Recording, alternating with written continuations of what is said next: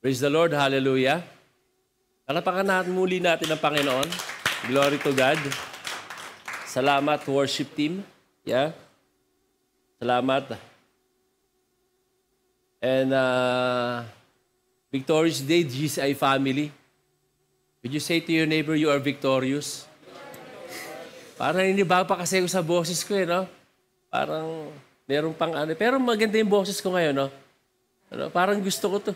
Oh, pero parang hirap ako kumanta eh. No, Lord, balik mo na lang yung original boses ko, Lord. Okay. So, do we have any visitors? Visitors? Sino po? Pangalan po nila, Sister Emeline. Nasaan siya? Hindi ko makita. Ah, sis. Good evening. Hindi kita nakikita. Akala ko nandun ka. Welcome to GCI. You're always welcome here. No, we are family. And I hope hindi lang ito yung umpisa, but the beginning of our fellowship. Sino nag-invite kay Sis Emily? Sis Lucy. Ayan. Praise God. Salamat, Sis Lucy. Okay, so thank you, worship team, once again for leading us the praise and worship. Okay. It's a wonderful experience to praise the Lord. Amen. No, isa yung sa highlight ng actually, ito talaga yung worship service. Ito yung isa nating aside from the Word of God, of course, no, yung praise and worship. Okay? It's an opportunity to sing to the Lord. Amen. To praise Him, no, as a giver of our life, to praise the Lord as a sustainer of our strength, of our lives, to praise the Lord as He preserves our life. No? He preserves our lives. No? Lalo na ng pandemic, di ba? No? Kung hindi niya pinreserve ang buhay natin, wala tayo rito ngayon. Sarap kaya mabuhay, di ba? Amen? Tanong mo sa katabi mo, masarap ba mabuhay? No? So we have strength, we have the breath of life, okay? In other words, we are alive tonight because of the Lord. Amen? You know, but there are times, especially when wala pa tayo sa Panginoon, there are times that we're taking living for granted. No? Minsan, iniisip natin na kaya tayo narito. No? We are here because of our own strength. Diba? Dahil sa sarili natin kakayahan. But if you really examine your life or our lives, no, kung magto-throwback tayo yesterday, last week, last month, last year, no? Sana maisip natin na we will not be here or we are not here, no, without the grace of God. Amen? Without the grace of God. I hope we realize that our strength is not enough for us to reach where we at right now. And you are blessed. Would you say to your neighbor, you are blessed? You are blessed. Why? Compared to other people who don't experience the blessings that you have. They don't experience to sing to the Lord. They don't experience to praise the Lord, to get closer to Him. Right? Hindi lahat ng tao nakapagpuri. Hindi lahat ng tao alam kung paano magpuri. Kaya nga sabi ni Minister Meds, di ba, mag-practice tayo rito dahil, sinabi ba kanina nung Friday, dahil ito yung gagawin natin sa langit eh. Mamaya may kwento ako dyan. Hindi niya alam kasi. Hindi niya alam kung paano magpuri. They never experienced to sing to the Lord and to praise the Lord, and the Lord already took their lives. Hindi pa ni minsan, hindi nila naranasang magpalakpak kahit na siguro yung panahon pa ang mga ibon Di ba, nakukornean sila. Minsan yung cornea, yung totoo eh. Di ba? Hindi pa nila naranasan yon, hindi na sila nagising. Kinuha na yung buhay nila ng Panginoon. And that is painful. Could you say painful? That is scary. Could you say scary? When they are not yet ready to die. Di ba? Sino hindi takot mamatay? Taas ang kamay. Sino hindi takot mamatay?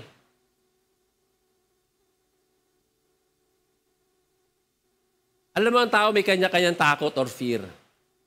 People have different kinds of fear. But it's a natural thing. No, it's a natural thing to have fear, no? Merong iba, exaggerated lang. They call it phobia. 'Di ba? Merong fear of heights, merong fear of climbing, fear of needles. Si Jackie Chan, kita mo yung mga stunt na ginagawa niya, pero takot siya sa needles. Pag nakakita siya ng needles, talagang goosebumps siya. Okay? May mga tao din naman takot sumakay sa eroplano. Takot sumakay sa barko. Meron din namang fear of wife. Oo. Fear of wives. O, ayun yung mga POW, prisoners of wives. Ayan. Masunurin lang naman, hindi naman takot.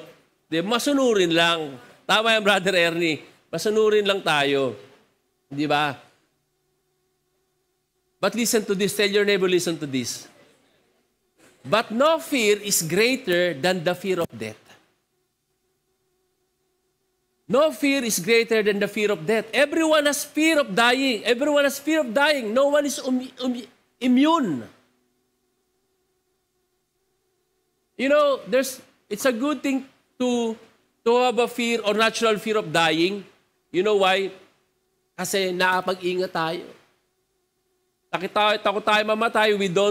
We don't do the things that will affect our health. Right? We are health conscious. And there are people who invest their time and money to go to gym. Palakas ng katawan. Sports. Taking vitamins. Eating good food. Regular check-up. Di ba? Ayan yan eh. Conscious sila sa ano nila. Sa peg. Conscious sa peg, di ba? Okay, and study shows that between 40 to 50 are doing this. Study shows 40 years old to 50 years old, eto na sila. Naging health conscious na sila. That is why they're saying that life begins at 40. Di ba? Para nga to maintain their figure, health. And someone said that the fear of dying is often not realized until the person reaches the old age. Tama naman. Di ba? Somehow it's true. When I was so much younger than today, parang kanta yun na. Di ba? Hindi tayo health conscious. Di ba? Lalo pa nung wala pa ako sa Panginoon. Galit sa alak pa. Yan. Galit sa yosi pa. Tulog ng tulog, puyat. Kain ng kain, payat. Kasi nga, di ba? Alam natin, ganun tayo nung mga bata pa tayo. And praise God, He took me from the darkness, no? And He brought me into His marvelous light. Glory to God. Siyempre, sa ngayon, sa edad ko, nag-iingat na rin ako. Okay? How much more to those who don't know Christ? Yung wala sa Panginoon, hindi sila kilala ang Panginoon, or wala silang relasyon sa Panginoon. Those unbeliever, those who are lost. Listen to this. Tell your neighbor, listen to this. Sabi mo sa katabi mo, listen to this. We as a believer, it is important to have a solid conviction, listen to this, of where our souls are going after the life here on earth. Dapat magkaroon tayo ng solid conviction, yung talagang alam natin, no, kung saan tayo pupunta after this life. Because after this life, bigyan ka man ng Panginoon ng hanggang 80. Sabi sa Bible, 17 lang ang tao ngayon, 70 years old. Sabi, kung malakas ka, 80 years old na lang. Pag dumating ka ng 80, bonus yon. Pag dumating ka pa ng 85, 90, masyado ng bonus yun. Kaya nga dapat bigay sa atin, di ba sa atin merong yung 100 years old, magkakaroon ng 100,000 ba yun? Di ba? Unfair na, no? Paano ang gagawin mo dun? Paano may enjoy pag 100 years old ka na meron kang 100,000? Ang makikinabang nyo, yung mga apo mo na, di ba? Ni McDonald's, hindi ka na, bawal na sa'yo. Kape, bawal sa'yo. Dapat nga yung mga 70 pa lang, binibigay na yan 75. Kasi 80 bonus na lang eh. Right? So, hindi ko kayo tinatakot sa gabing ito, but this is the Word of God. So, our message for tonight is the death to a believer. Okay, can we all rise up? Let us read our scripture. 2 Timothy 1:10.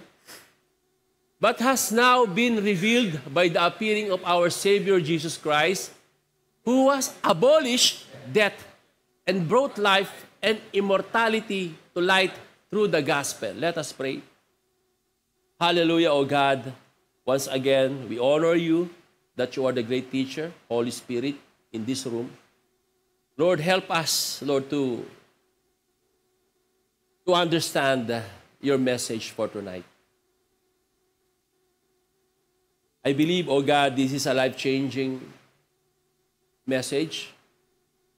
I just pray, oh Lord, to talk to the people about this message. Just use me as your mouthpiece, as your footstool, as your instrument for tonight's message, oh God. We give you glory. We honor you.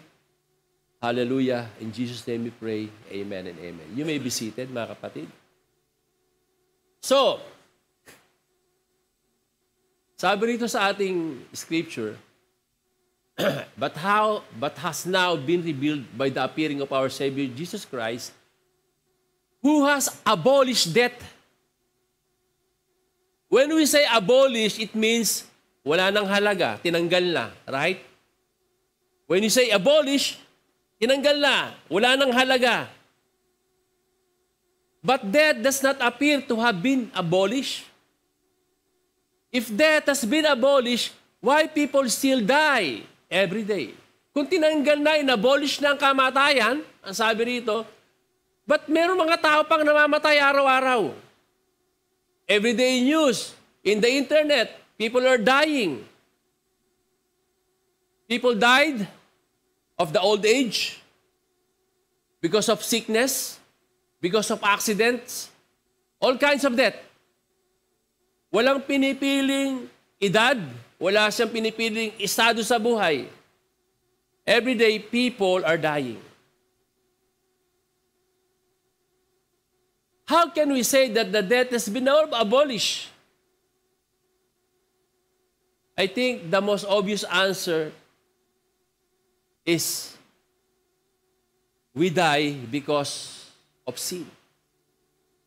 Nung pumasok yung kamatayan, ang kasalanan sa mundo, pumasok ang kamatayan. Right? Alam natin yung kwento na to. Romans 5:12. Death through Adam, life through Christ. Therefore, just as sin entered the world through one man, and death through sin, and it's this way, death came to all people because all sinned. So, nung pumasok ang kasalanan, pumasok ang kamatayan. We know that the story, right? When Adam and Eve disobeyed the Lord. At ang bunga ng kasalanan, for the wages of sin is death. You know what? The greatest weapon of Satan? The greatest weapon of Satan is death. This is his ultimate goal. To reign death in this world. Kaya niya nga tinukso yung unang mga magulang natin si Adam and Eve.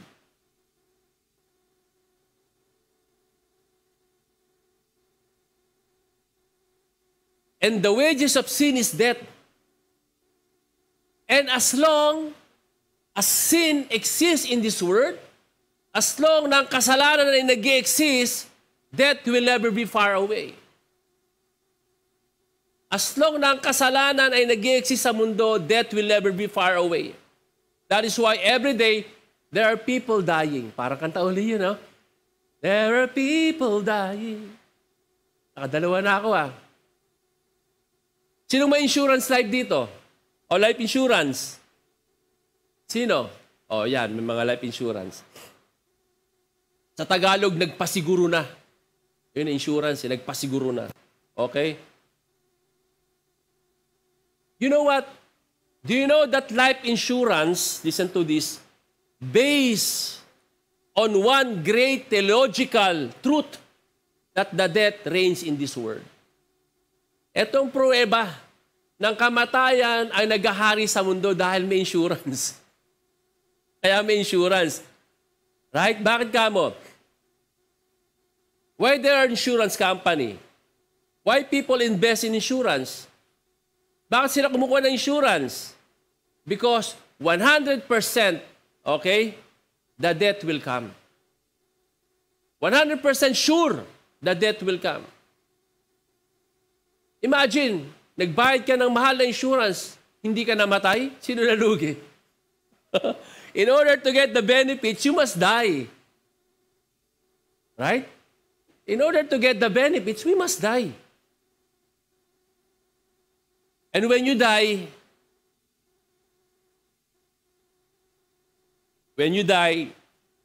yung death certificate, okay, may death certificate, nakalagay doon yung cause of death. Right?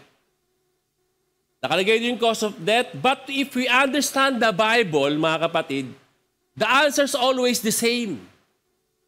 Sin. Kung bakit namatay. Not sickness, not cancer, not accident, not old age. Those are merely the symptoms of one cause of death. Sin. Now, in what way, in what sense did Christ destroy the death? Paano sinabi ng Panginoon ay tinanggal niya na ang kamatayan?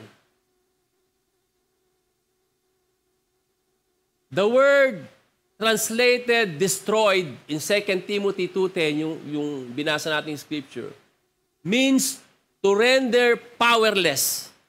Tinanggalan na ng kapangyarihan ang kamatayan. When Jesus rose from the dead, He broke the power of death forever. Hallelujah.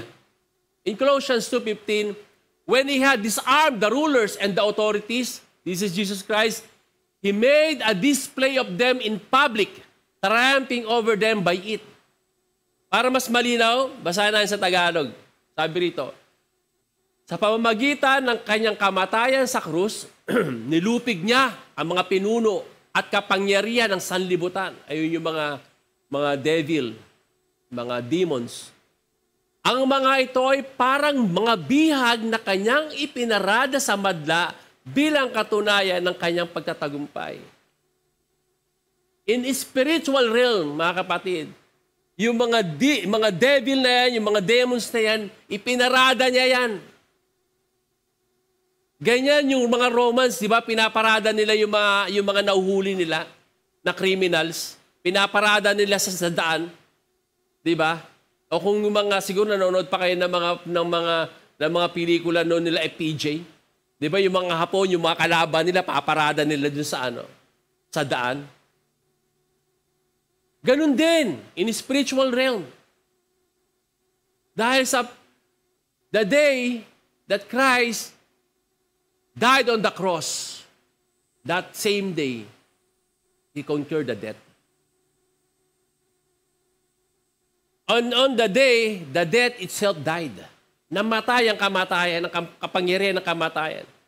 And it gives new meaning for us as a Christian, the meaning of death. Nagbigay ito ng ibang kahulugan ng kamatayan sa ating mga manampalataya. Did you hear that? Could you ask your neighbor, did you hear that? That is why Paul used the word asleep instead of dead. Right?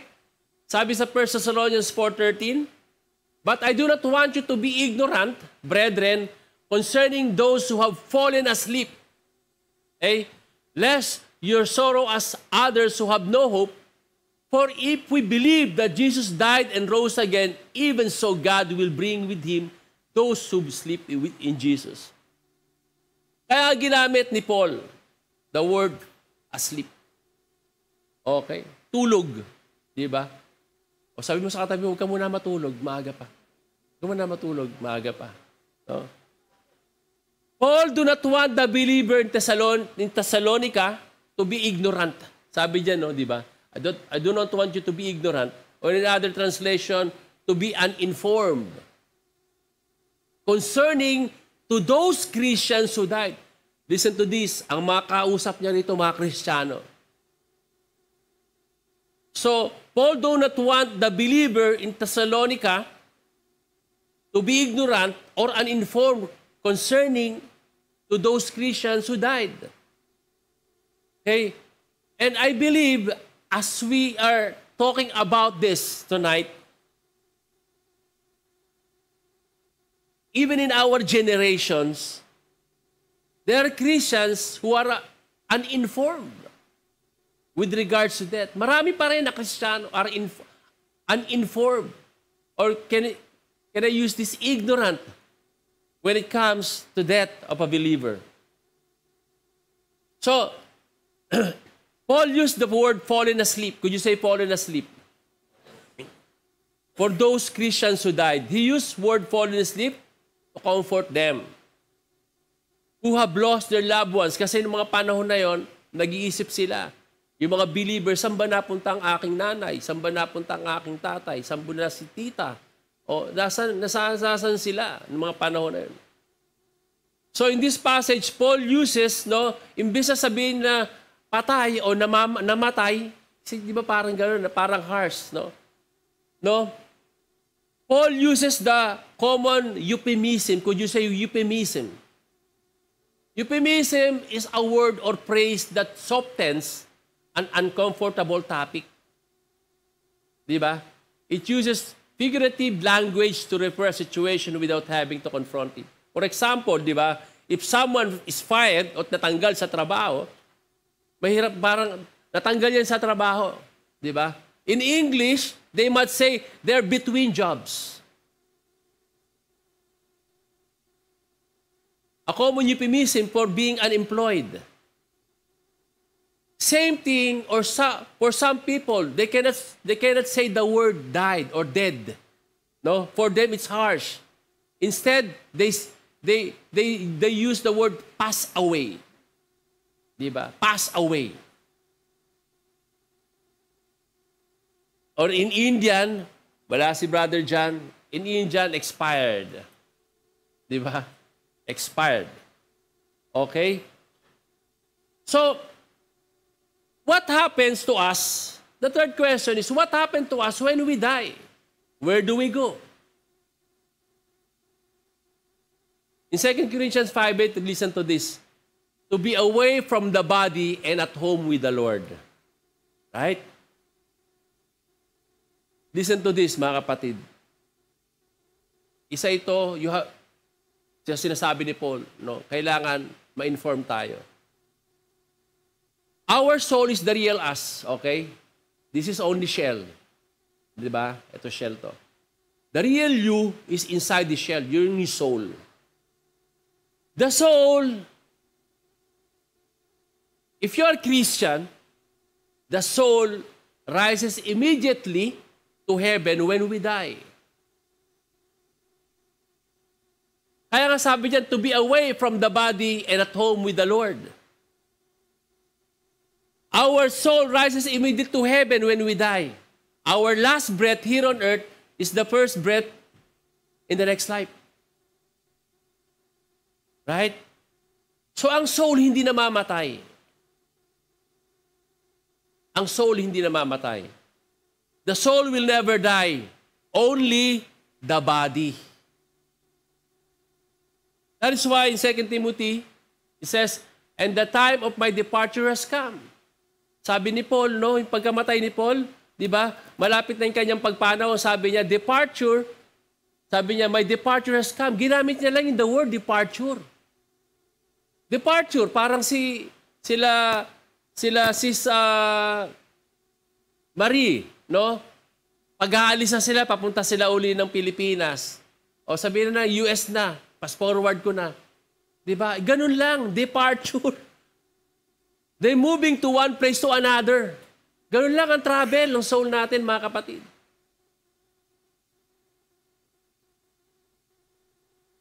See how Paul called for the believers pertaining to death? Ganun lang. Ang namamatay yung katawan natin. But the soul of the believers rises immediately to heaven after this life.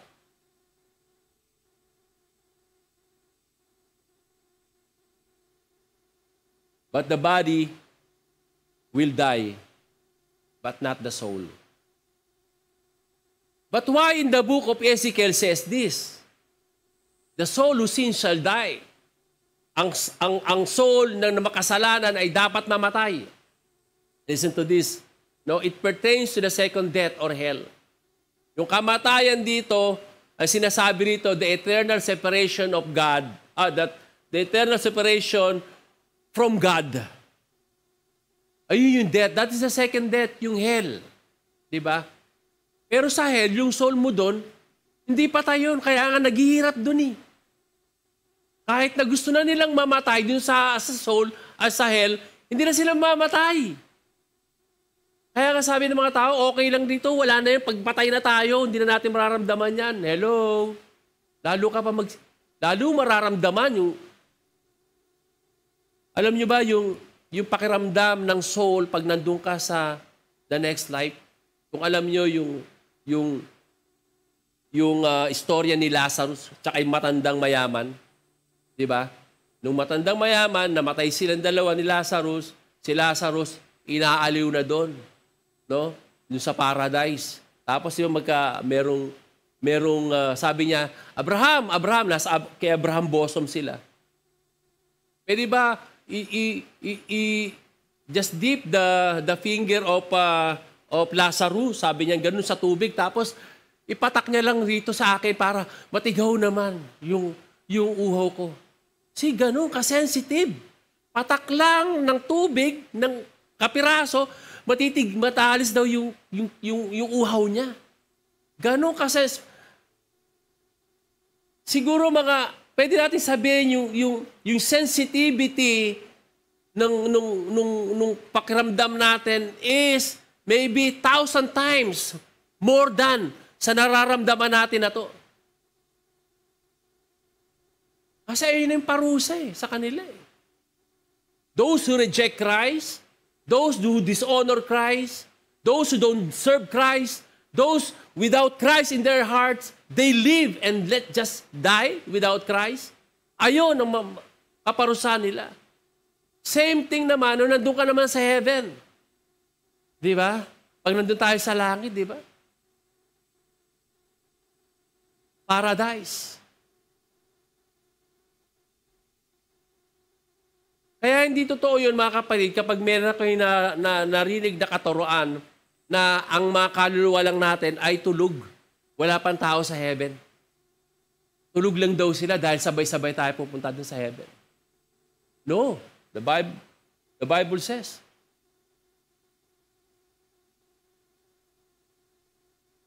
Meron nga lang, there's two school of thoughts, no?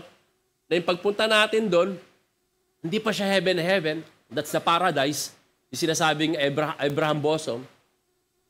Paradise pa lang yun. The same thing na yung papunta sa hell, may terminal din sila. That is the Hades.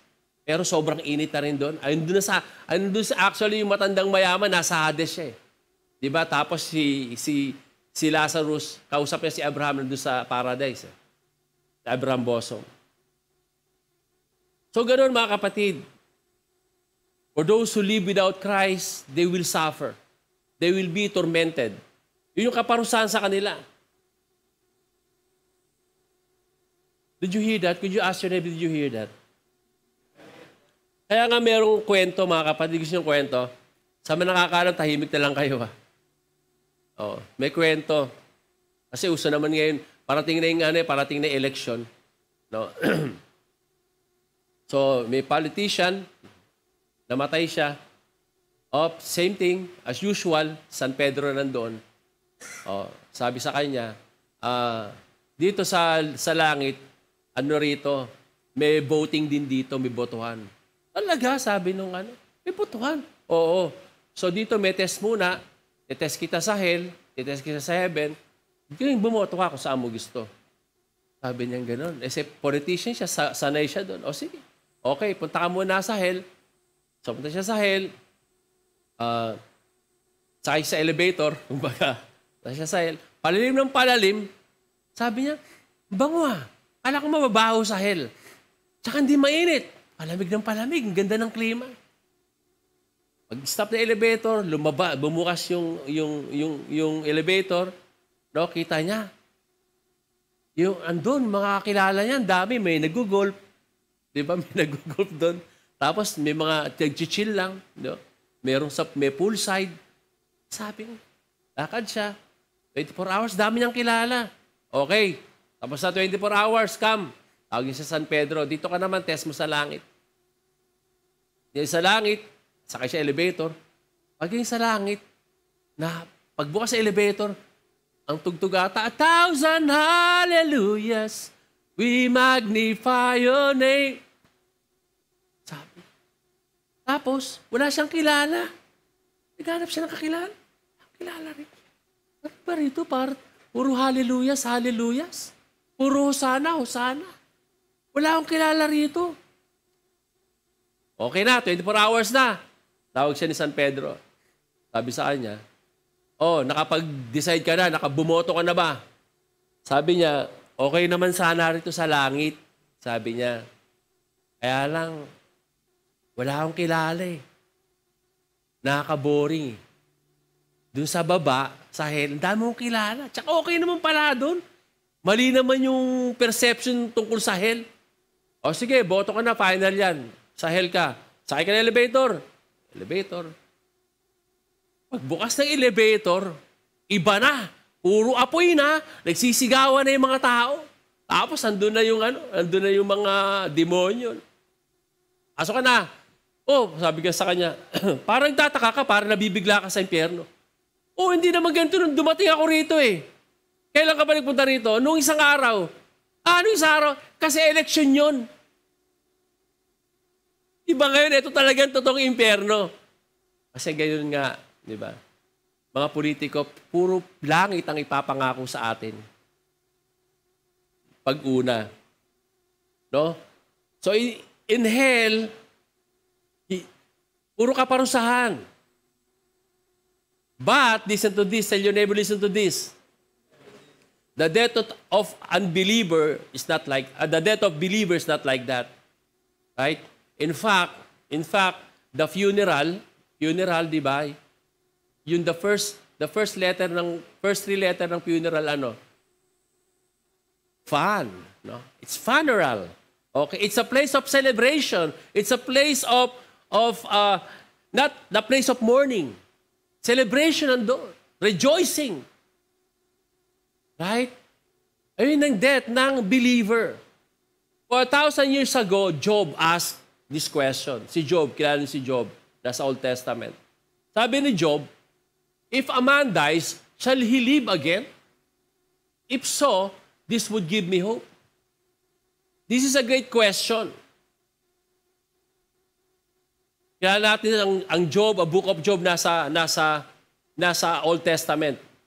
And in Old Testament, listen to this, Old Testament, it's not explained well. It was not explained well about Jesus' resurrection. Di ba? Wala pa namang resurrection yun ang Panginoon. So, sa part ni Job, it's understandable. But the remarkable part is his hope. Ang sabi niya, if so, this would give me hope. Meron siyang pag-asa. And may advantage tayo kay Job. May advantage tayo kay Job because in our generation, Jesus already conquered the death. He rose from the grave. He rose from the dead. In John 11:25-26, I am the resurrection and the life. The one who believes in me will live. Di ba? Even though they die. And whoever lives by believing in me will never die. Do you believe in this? Could you ask your neighbor, do you believe in this? So this verse answered the question of Job. Sabi ni Job, di ba, pag namatay ba, mabubuhay ba ulit? Sabi rito ng Panginoon, ako ang buhay at I am the resurrection and the life. The one who believes in me will live. Mabubuhay kahit na sila ay mamatay. Right? It's wonderful to know. Kaya nga, we should have the solid conviction, no, where to go after this life. This is Jesus Christ. This verse answered the question of Job. If a man dies, he will live again. Kaya kung tayo ay mamamatay, mga kapatid, if you really a Christian, you have Christ in your heart, mabubuhay muli tayo. But the question is this, will it be the same body? Pag binuhay ba tayo ng Panginoon, ito pa rin katawan na to? Anong edad ko, mabubuhay ako? Pag namatay ba ako na 80 years old, yung katawan ko 80 years old? Yun hindi ko na alam. No? Pero sabi ng Panginoon, mabubuhay tayo. Will it be the same body? Yes. Of course, the same body. But, eto yun. I can say, greatly improve. Why? Let's see. For our dying bodies must be transformed into bodies that will never die. Our mortal bodies must be transformed into immortal bodies. Then, when our dying bodies have been transformed into bodies that will never die, this scripture will be fulfilled. Ang kailangan ng katawan natin, matransform to sa katawan na hindi nabubulok, hindi namamatay. We call it glorified body. Pagdating natin sa langit.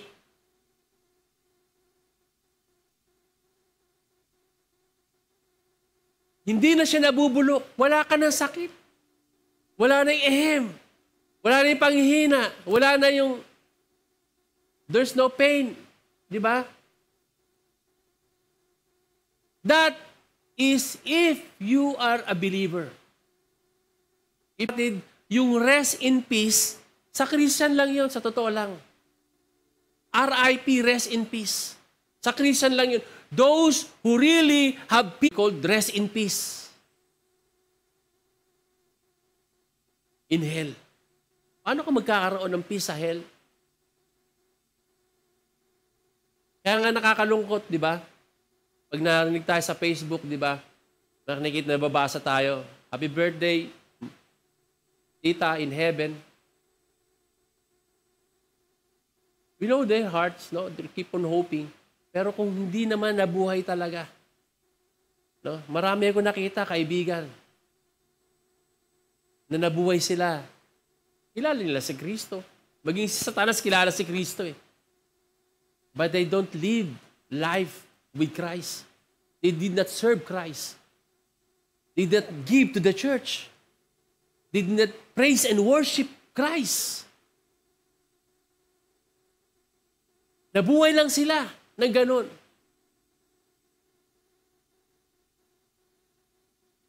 And God is just God.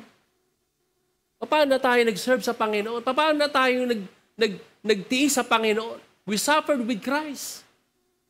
Right? We serve Christ. Nagpupuyat tayo sa Panginoon. Dapat tulog na tayo sa mga oras na ito, pero nandito pa rin tayo. Minsan, pera natin, para sa atin, we give to the body of Christ to reach the lost souls for a mission. para makatulong sa mga bata, para makatulong sa kanilang pag-aaral. But those people, hindi naman sila nagganon. Nag-inom sila, magdamag, maghapon, lagi silang puyat. Nagmadyong. Hanggang sa nagkasakit, namatay. Ano sasabihin mo sa Facebook? Rest in peace, uncle. I don't want to judge them, but I have doubt on them. Kung sa langit nga sila napunta.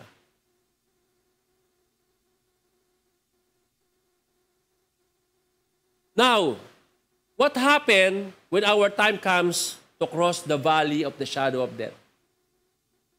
Will we be afraid? Matatakot ba tayo? Will our faith stand the test? If you are a follower of Christ, if you are a real Christian, the shadow of death or yung anino ng kamatayan ay dadaan na lang sa'yo yun. There's no power anymore. There's no power anymore. The shadow of death, dadaan na lang yun. Because Jesus Christ already conquered the death. That is why I told you a while ago that as a Christian, we should have a solid conviction where our souls will go after this life on earth. Can we all rise up?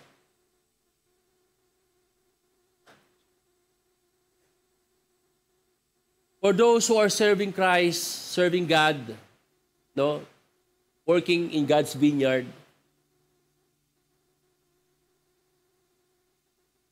I can say, this is my encouragement for you. Keep on serving Him. Keep doing what the Lord wants you to do. Continue to do His will. Continue to serve the Lord. Continue to give to the body of Christ. Death can be seen as a better life to those who put their faith in Christ. We suffered with Christ. Yes.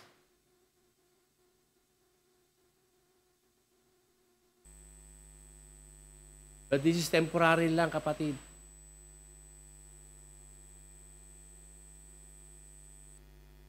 We have to put our trust to the one who holds the keys of life and death. And that is Jesus Christ. And this is a wake-up call also for those who backslide. This is a wake-up call sa mga tao na minsan naglingkod sa Panginoon. But when the trial comes, the testing comes in life, they give up. Nakaranas sila ng pangapagsubok sa buhay. They left the church. They left the body of Christ. This is a wake-up call for you. God is calling you to come back.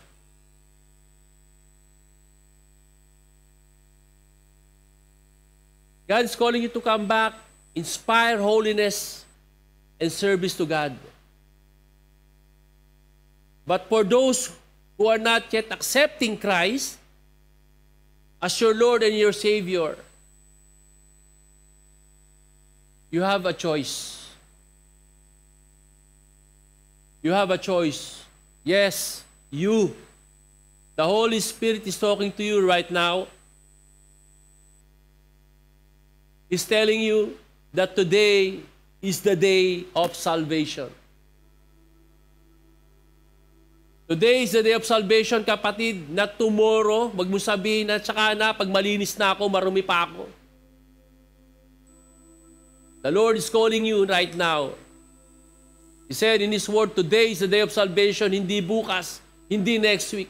Ayusin ko muna ang buhay ko, babalik ako. No, hindi mo alam, baka bukas wala ka na sa mundo, kapatid. Huwag mo ipagmayabang ang kalakasan mo ngayon.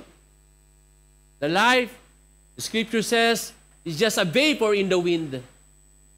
Para lang siyang usok sa hangin. Ganun lang kabilis ang buhay. You have a choice. You can choose to feel it alone, or you can choose to face it with Christ when the death comes. In Psalm 23 verse 4, it says, "Even though I walk through the valley of the shadow of death, I will fear no evil, for you are with me." For you are with me. You have to choose, kapatid. When the time comes, when the right time comes, you will be walking alone in the shadow of the valley of death, or you will be with Jesus Christ. Do you believe that Christ died for you, kapatid? That God paid all your sins. He paid all your sins on the cross of Calvary. Paid in full. All your sins. And do you know, kapatid, while Jesus was carrying the cross, going to the cross of Calvary, do you know this?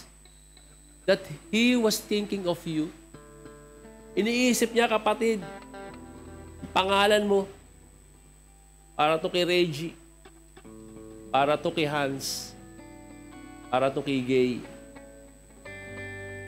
para to kay Tina, para to kay Berlin, para to kay Ernie, para to kay Bong, para to kay Renz, para to kay Lucy. He was thinking of your name, kapatid. Because He wants you to be with Him in the next life. Hindi kita tinatakot, kapatid. This is the message of God. And for all of you, kung sino man sa inyo rito na hindi pa sigurado na tinanggap niya nga ang Panginoon sa kanyang buhay, maaari mo tanggapin ang Panginoon ngayon. Kung ngayon mas maliwanag ang mensahe ng Panginoon ngayon kaysa nung una na narinig mo siya, siguro yung araw na yon tinaniman ka pa lang ng buto na salita ng Panginoon. Maaari ngayon lumalago na siya, kapatid. Kaya mas naintindihan mo na siya ngayon. I pray for you. Ganun din, kung nasaan man naabot ang video na to, pagdating ng panahon, I want to pray for you. But I want this prayer comes from the heart. Huwag mong sayangin ang oras na to. Take this an opportunity. This is about your life. Eternal life. Just say, "Jesus, I thank you, Lord, for paying all my sins on the cross. I believe in you. Thank you for your blood that washed away my sins. Now, Jesus, come into my heart. I want to walk with you. I want to live with you. I want to follow you. From now on, be my Lord, my God, my Savior." Salamat, Panginoon, for giving me the eternal life. Lord, I thank you, Lord, sa mga tao na tumanggap sa iyo sa mga oras na to. And I pray, Panginoon, patuloy kang manahan sa kanilang puso. Lord, patuloy mo silang kausapin, patuloy silang makinig ng iyong salita, patuloy silang magpuri, patuloy silang makinig ng mga praise and worship songs, na sa ganon makakatulong ito sa kanilang spiritual na pangangailangan, O God. And Lord, we thank you also, Lord, dahil nga sa ginawa mo sa cross. Lord, may buhay kami na walang hanggan.